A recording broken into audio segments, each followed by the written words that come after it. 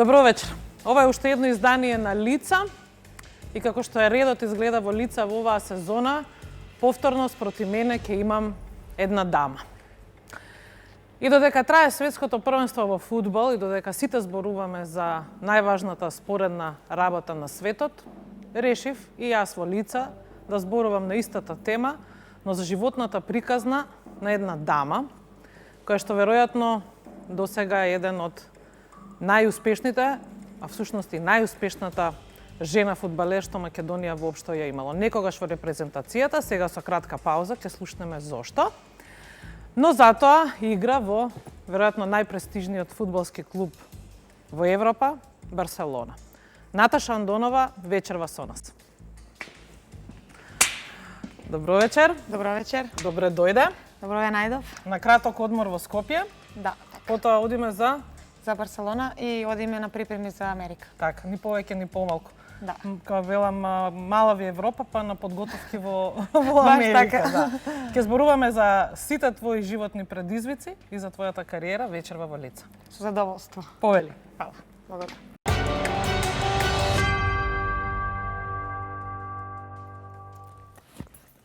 Значи, добро вечер уште еднаш за Наташа. Добро вечер и на вас. Ти благодариме на честа што ете во ова кусо време додека си во Скопје, односно во Неготино и Македонија, ја прифати оваа покана и си вечерва со нас. Јас со задоволство ја прифати вашата покана да гостувам вечер во вашата емисија.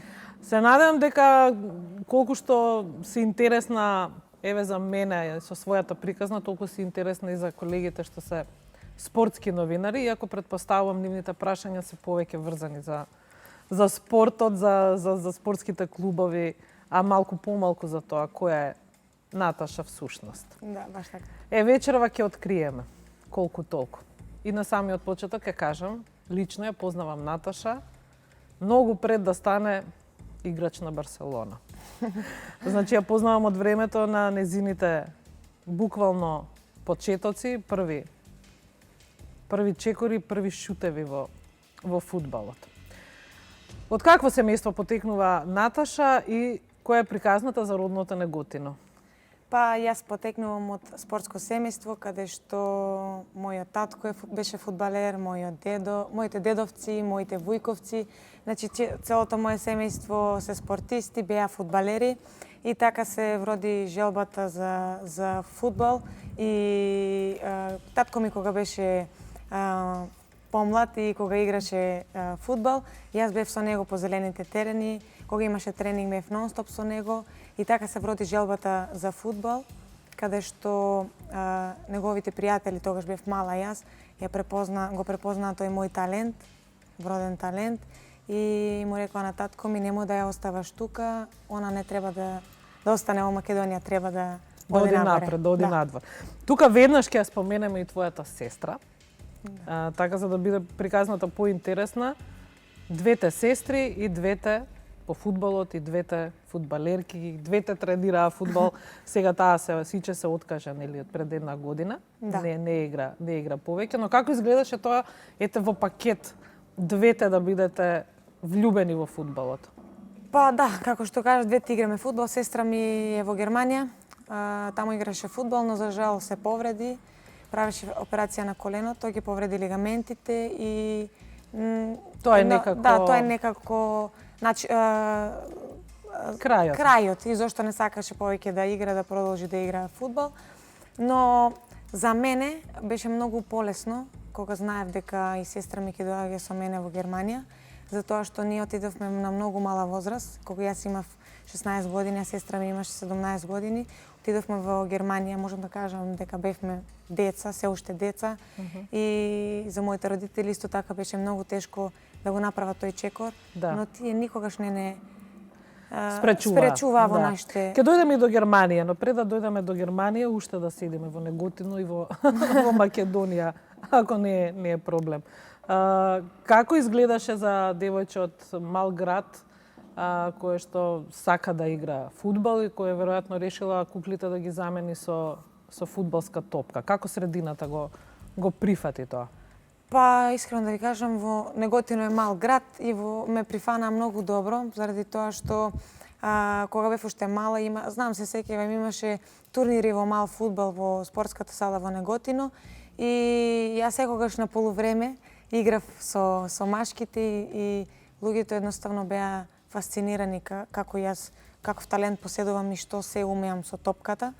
И можам да кажам дека од таа страна ме прифатија добро и како што кажав, почнав да играм во машки клуб и од страна на моите колеги фудбалери бев прифатена на највисоко ниво. Како изгледаше тоа? Единствено девојче? Па Бидејќи нема каде да играш? Точно, бидејќи Мораше да играш со бидејќи немаше каде да играм, пошто тога женскиот фудбал не беше толку во подем.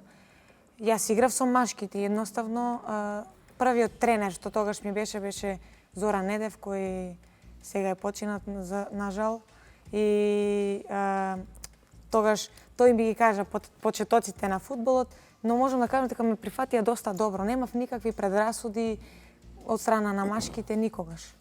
Едноставно им беше чудно како женско игра со машки, пошто се сеќавам имавме утакмици и јас бев на клупа затоа што машките има поголема предност од мене да играат. И јас кога ќе влезам во игра, секогаш или постигнував гол или наместував. А беа ли помалку завидливи, баш поради тоа што си женско, малку повеќе ти успева отколку на нив? Па, некако не го искажуваат тоа, но јас мислам дека секако дека имаше и завидливи што како може женско да биде пред мене, како може женско да биде подобро од мене. Тоа за нив, знаете како тоа за машките е малце жена да биде подобра, малце. Ми го прескокна оној дел, иако го споменав, дали буквално беше замена на она детска кукла за играње со фудбалска топка? Да. Женски играчки со машки играчки. Да, баш така. Се сеќавам дека кај нас, кога бевме многу мали, ни купува кукли, но ние тоа секогаш го заменувавме со фудбалските топки и секој пат кога ќе ни купува топки или нешто поврзано со фудбал, ние се радувавме многу повеќе за разлика од кога ќе ни купија кукли. И ги заменувавме секогаш. А кога ви доаѓаа други деца на гости, а беа девојчиња, имавте кукла да им дадете? Да, имавме и кукли, имавме и мечи, имавме и се за да си играат кога ќе дојдат другарки некои наши, но ние повеќе сакавме да си играме со топките. Едноставно тоа е така. Едноставно тоа е. Кога се случува првиот женски фудбалски клуб во твојата кариера и кој е тој? Мојот прв женски фудбалски клуб е на 11 годишна возраст во Тиквешанка од Кавадарци. И затоа што во Неготино немаше женски клуб и мораше да се запишеме во Кавадарци. И од тука почнавме да играме, играв таму 2 години. Освоивме и куп и првенство и мојот втор клуб беше Борец од Велес.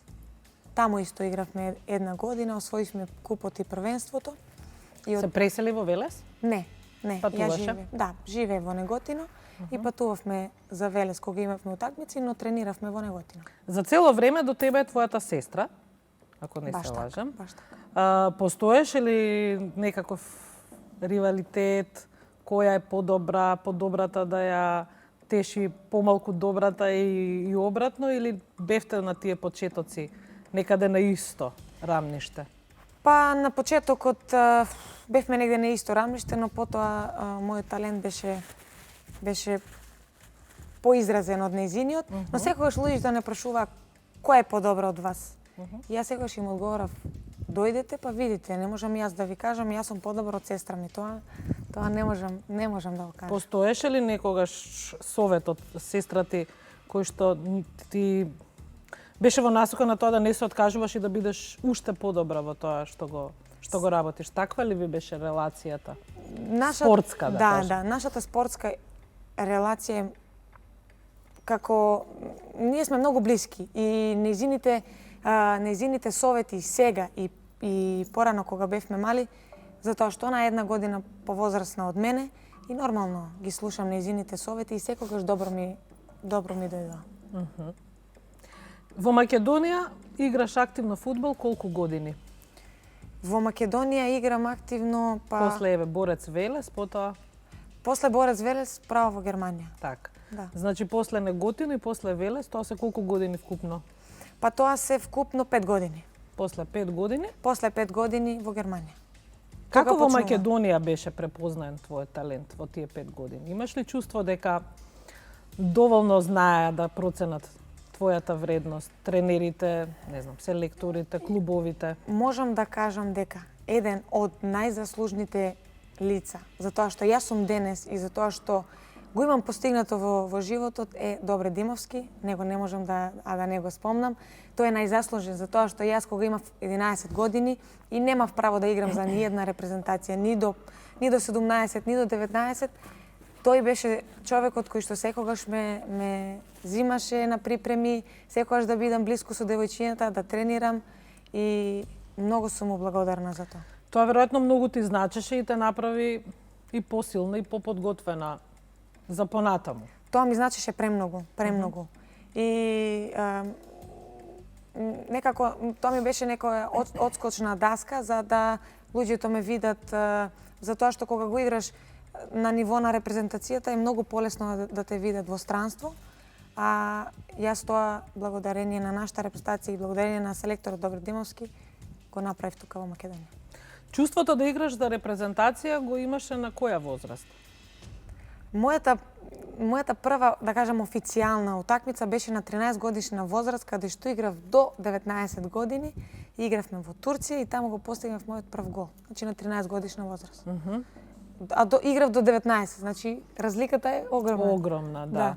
Веројатно беше вистинско чудо таму, чудо од дете. Да, го прашуваа селекторот добро. Абе колку години има ова? Абе 13. Не им се веруваше. Тука некаде веќе се надзира дека ќе ти следува блескава кариера и првото заминување, како што веќе кажавме, во Германија, во пакет со твојата сестра. Повторно ќе кажеме, 16 годишни девојчиња заминуваат во белиот свет да играат фудбал. Да. Како изгледаше тоа? Па вака, прво кога имав 14 години, отидовме на проба во Германија заедно со сестра ми. Отидовме во два клуба во Франкфурт и во Потсдам. Во Франкфурт прво ги поминавме добро, се поминавме како што треба и тестовите, имавме утакмици се, но единствениот проблем беше тоа што немавме 18 години, ни ја не сестра ми, беше многу потешко за документи да се направат за да може да останеш во таа држава. И од тука отидовме на проба во Потсдам. И игравме, имавме пријателска утакмица со мажи и изгубивме 5-2, каде што ја ги постигнав двата погодоци, да. И тренерот ме засака многу. Тој беше постар 72 години и он кажа дека јас ќе направам се за да може да дојдете тука во Германија. И тој направи сите документи на 16 годишна возраст. Јас со сестра ми 17 отидовме во Германија. Таму, можам да кажам дека таму имавме поддршка од еден човек што прв пат го запознавме и тој ми беше како тутор што требаше да потпише за да можам јас да останам во државата и до ден денеска тој ни е исто една голема поддршка. Како изгледаат тие години во Германија? Сепак, значи, тоа е прво играње на европско тло, прва прилика да те видат повеќе и скаути, и менаџери, ловци на таленти и така натаму. Дали поради тоа оптеретувањето беше поголемо? Сепак зборуваме за 16 годишни девојчиња кои што се во нова средина, германски претпоставувам не знаевте. Не. Се служеле со англискиот и пак ќе кажам, нема ни мама, ни тато, а треба да се игра фудбал и тоа да се игра добро. Да, баш така. На 16 години кога отидовме таму, јас не знаев да зборувам ни англиски, ни германски. Кога отидов во Германија, таму ги научив и англискиот и германскиот и на почетокот беше стварно многу тешко. Кога, како денеска да се сеќавам, кога мајка ми и татко ми не оставија, пошто не носија со кола во Германија, пошто имавме куфери доста и кога не оставија таму и си тргнаа да идат да се враќаат назад во Македонија, јас си реков на сестра ми, добро, дали си ти свесна каде сме ние? Реков, што ќе правиме? Како ние ќе се сноѓаме, затоа што до тогаш не бевме никако оделувани од нашиот дом. И малце емоциите тука, малце плачевме, али сето тоа успеавме затоа што бевме заедно, сето тоа успеавме некако заедно да било полесно да го пребродите. Да. И паѓаат првите голови во Германија. Да. Баш така, почнавме да играме, почнав јас да играм на 16 години за првиот тим на Турбине Потсдам. Турбине, кога јас отидов во 2010 година, тогаш Турбине беше европски првак. Ја освоја лигата на шампионите, но јас немав право да играм и бев како замена на студенти, 6 месеци бев таму, тренирав, али немав право да играм. И студирав таму, мислам, на основна школа, не, средна школа, извини, средна школа, таму во спортска школа во Германија, како размена на студенти. И после 6 месеци конечно добив право за да настапувам и да играм. И можам да кажам дека беше малце тешко заради тоа што германците се таков менталитет што кога некој од други држави, и можам да кажам како кај нас мала држава, кога ќе успее и ќе е малце пред нив, на нив тоа им е многу криво. Да. Како го покажуваат тоа што прават? Па еве сега ќе кажам, имавме ние тренинг и пред секој во петок тренерот го кажува секогаш кои ќе бидат во составот. Составот го кажува, Баш така. Добро. Ја имав 16 години, а да имаше девојчиња таму што се по 10, по 15 години во клубот. И тој кажа кои ќе играат, кои ќе бидат во составот и имаше две близначки. Едната кога слушна дека јас ќе бидам во составот се изнервира, пошто она вика она сега дојди, а јас сум тука 10 години, како може она да биде пред мене? Имавме тренинг после тоа и една акција беше тука по десна страна затоа што теренот беше затворен, беше со решетки и една акција беше тука топката и таа мене ме тушна во оградата и јас ја скршив раката. Да. И после ми се извинуваше, али беше касно. И тоа колку те повлече од терен? Па не ме повлече, затоа што не се откажав. Што и да се играш деси. И со скршена рака, сакаш да ми кажеш? Да, ми ја преврза и после тоа игра. Да.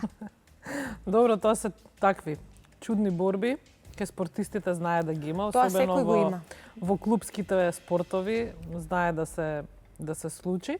Тоа е таква единствена случка што се почувствувала како некој што велиш дошол од помала земја, па добива некаква предност. Тоа беше единствено. Предност ја добиваш заради талентот, не си ја добила заради тоа што си убава. Па сигурно, затоа што германците баш така, германците посебно не гледаат ни дали си убав, ни од каде доаѓаш, ни тие гледаат дали си добар или не си добар. Тоа сакам да кажам. Нема таму ни врски, ни ништо. Така е, не функционира. Едноставно талентот е тој што ти ја дава секоја нова шанса. Германија е приказна која трае колку време? Германија е приказна која трае 5 години. Се одомакинивте таму, претпоставувам. Одлично се снаоѓавте. Да. Во Германија можам да кажам дека и како личност станав многу појака, затоа што порано така не знаев многу да се соочувам со не ги кажам проблеми, неко предизвиците. Така, животни. Да, не знаев многу да се соочувам, но кога отидов во Германија и кога нормално немаш никој, како што кажавте вие, ни мама, ни тато, таму ќе се соочи со многу работи и тоа ме направи многу појака личност. Што беше најтешко? Најтешко? Во Германија. Па најтешко од се беше, за мене најтешко беше што се разделивме од родителите. Но од овие предизвици што ги споменуваш, на кои што сте морале да се учите двете со сестрати, да ги прифаќате, да ги живеете, надживеете така натаму. Од сето тоа вака сега кога ќе се сетиш, што беше најголемиот предизвик?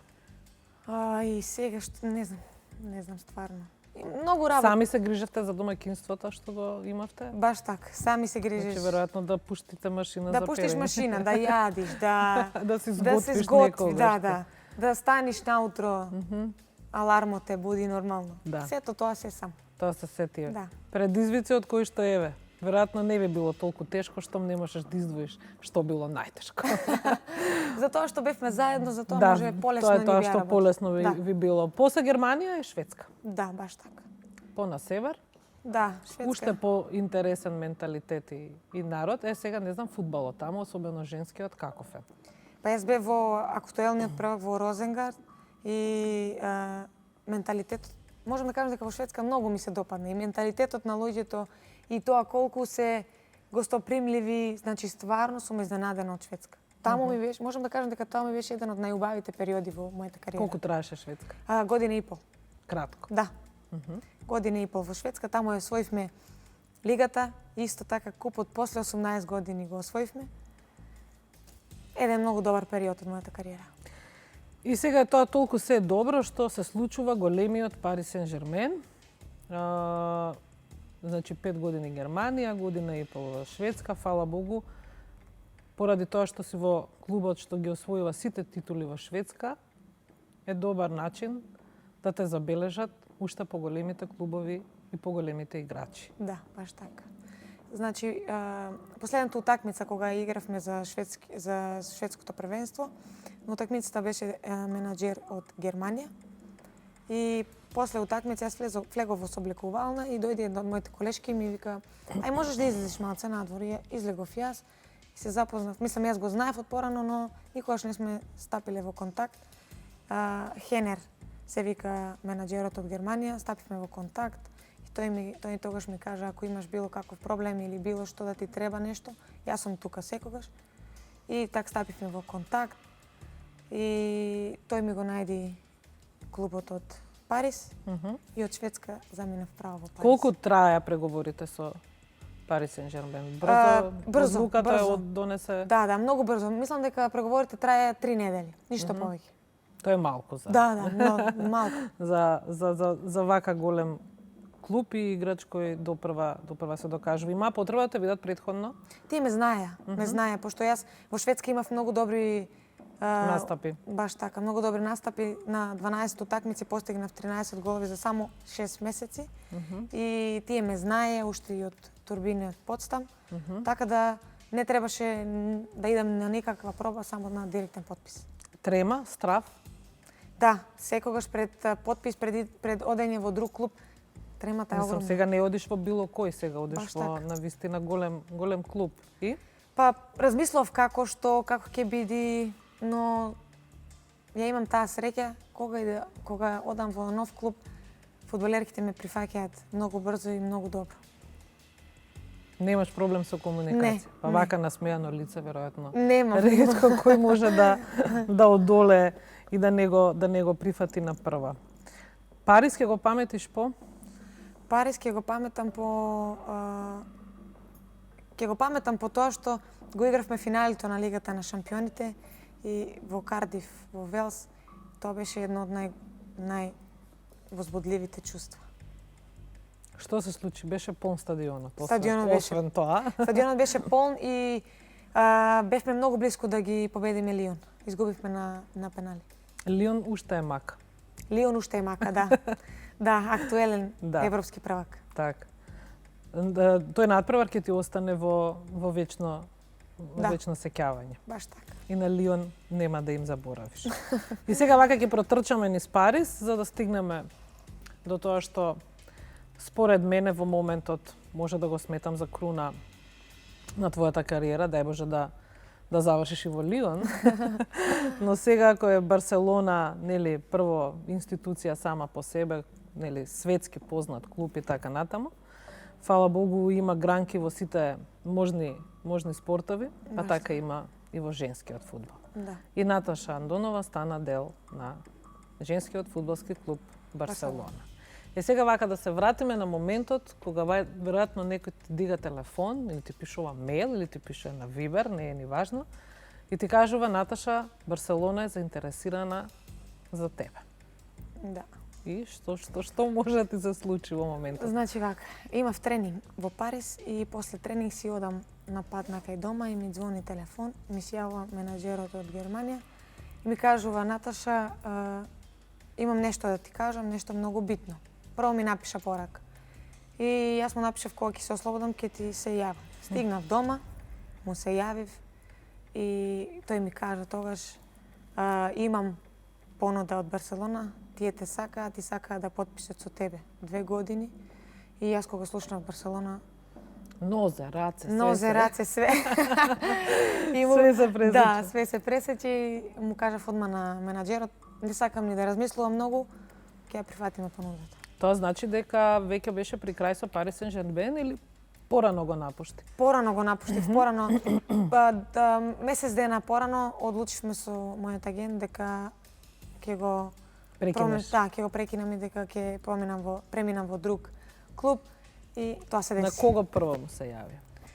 Прво му се јавив на домашните. Така. На мајка ми, на татко ми и на сестра ми. Но прво му се јавив на татко ми, да му кажам. И како изреагира твојата? Беа многу среќни. Не можеа да веруваат. Беа многу среќни. Бидејќи го познавам нели приватно, знам колку, мислам како и секој родител што се радува за своите деца, но вака сега кога зборуваме, буквално како слика ми е каква е неговата реакција во моментот, бидејќи нели на крајот веруваш во своето дете кое што ете завршува во толку Голем клуб. голем клуб. Баш така. Па кога му се јави, баш беа изненадени со мајка ми, прво не ми верува. Април и Лилија. Прво не ми верува и му кажав дека ми се јави менаџерот и што ми кажа, све им кажав и беа многу среќни.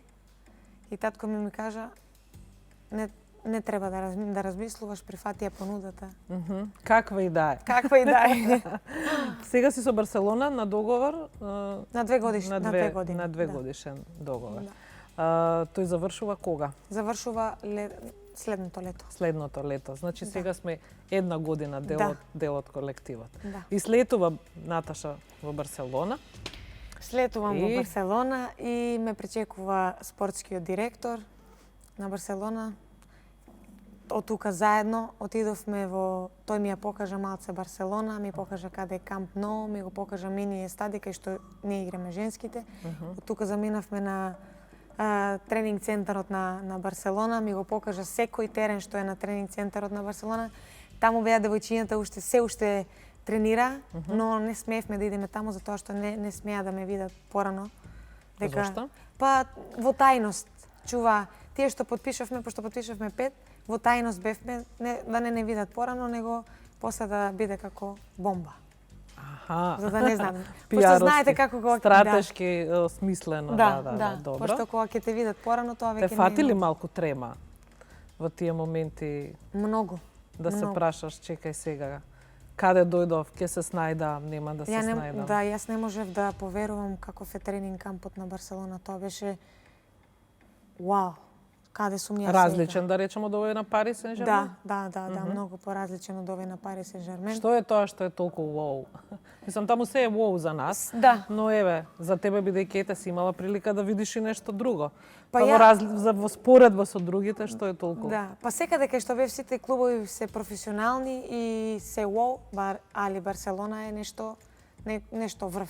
Затоа што ќе кажам дека тоа е тренинг камп каде што доле има security, не може секој да влезе, тоа само играчите и ставот што е на Барселона и тие што работат луѓето во клубот. Горе идеш на паркинг, се паркираш и тука се сите терени каде што не може секој да влезе таму. Че тоа само треба да се види за да се доживее. А од тоа што е можеби политика на клубот, постои ли нешто што те воодушевува посебно за разлика од останати клубови? Во однос, не знам, какви се во третманот со играчи?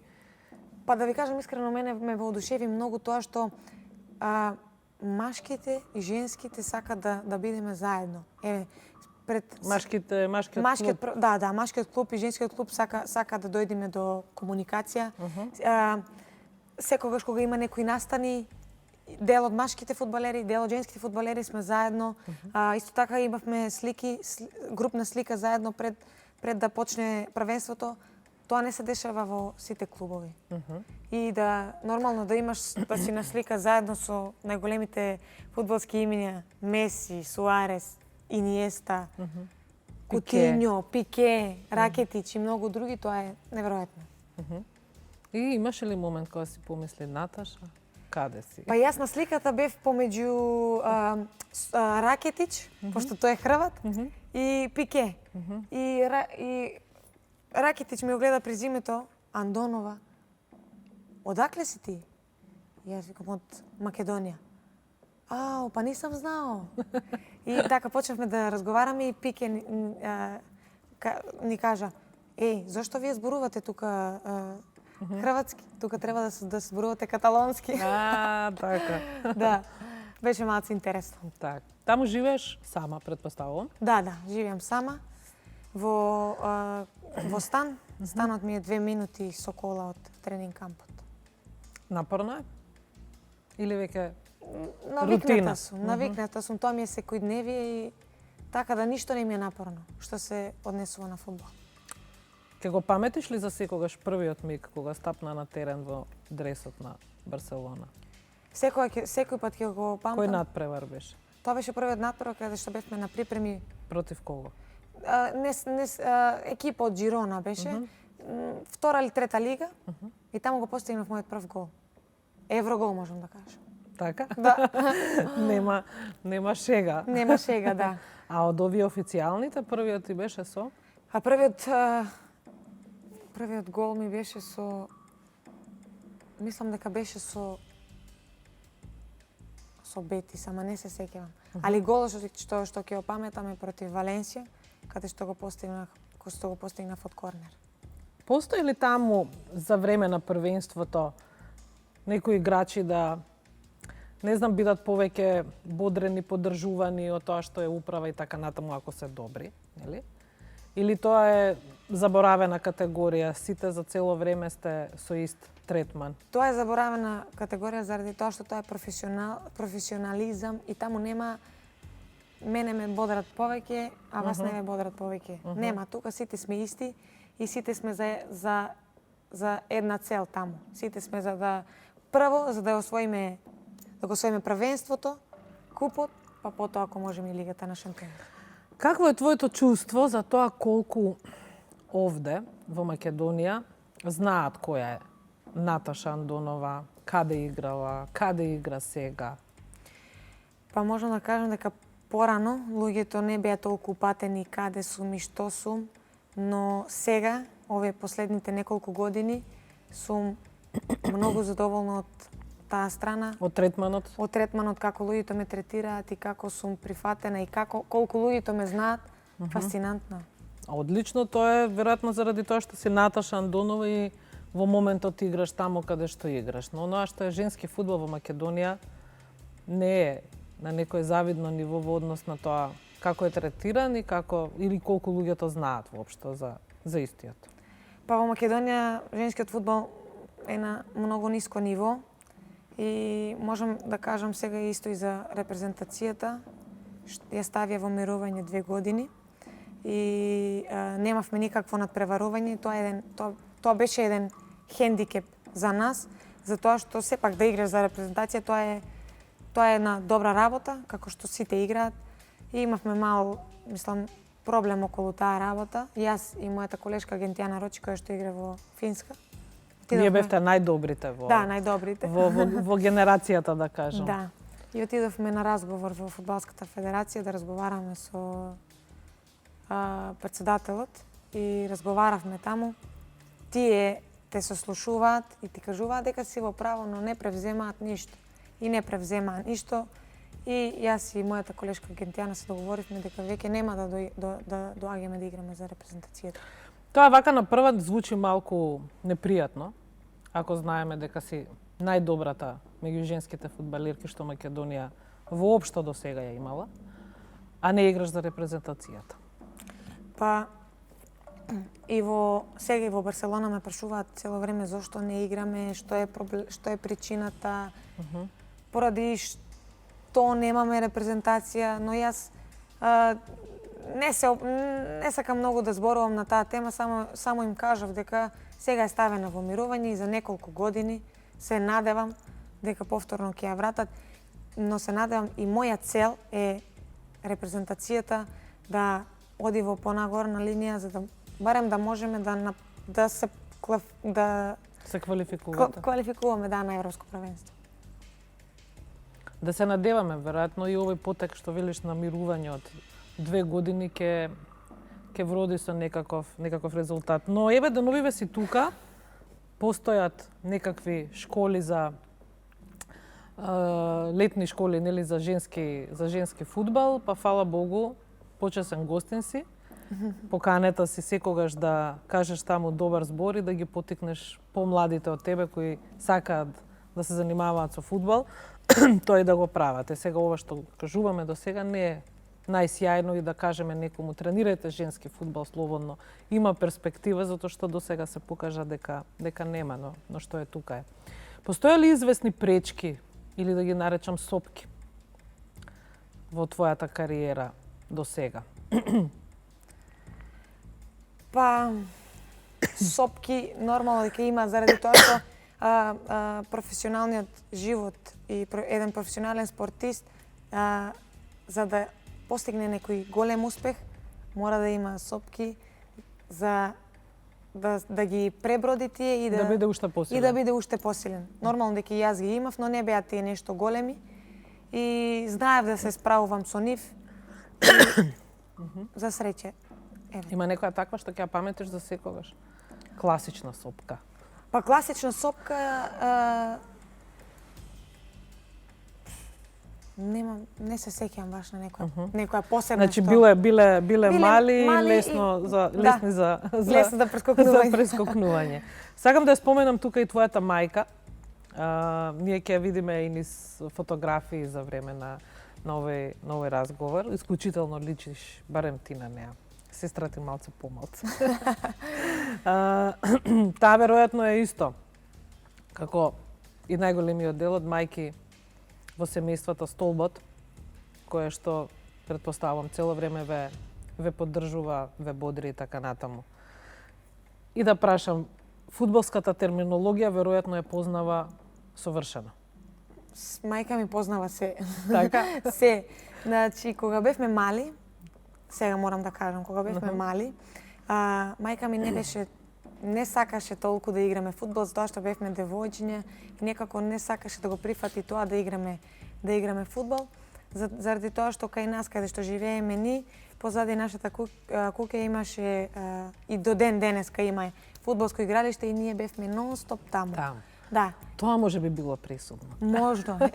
И мајка ми некако не сакаше, некако не беше за да играме ние фудбал, но од кога виде дека ние тоа стварно го сакаме и дека нас тоа не исполнува, сега е нашата најголема поддршка. Што значи тоа? Во времето кога се бунеше, имавте кавги, ти и сиче со неа, вие тројца со татко ти со неа или не беа тоа баш кавги? Па не беа баш кавги, али знаеш, вие сте женски, вие не треба да играте фудбал, цело време сте испрљани, идете играте надвор, треба да учите школо и такви работи. Но од кога виде дека ние тоа го сакаме, се промени скрос. Дигна раце, што да, се вика. Да. Го следиме фудбалот и на светско, предпоставувам, утакмиците ги гледаш редовно? Но, да, редовно ги гледам, ги пратам. Која ќе биде основната разлика помеѓу женскиот и македонскиот и машкиот фудбал? Основната разлика на било кое ниво, кој е? Единствена разлика меѓу машкиот и женскиот фудбал е тоа што машките заработуваат огромни суми на пари. И ништо повеќе? Ништо повеќе. Само тоа? Па тренираме исто.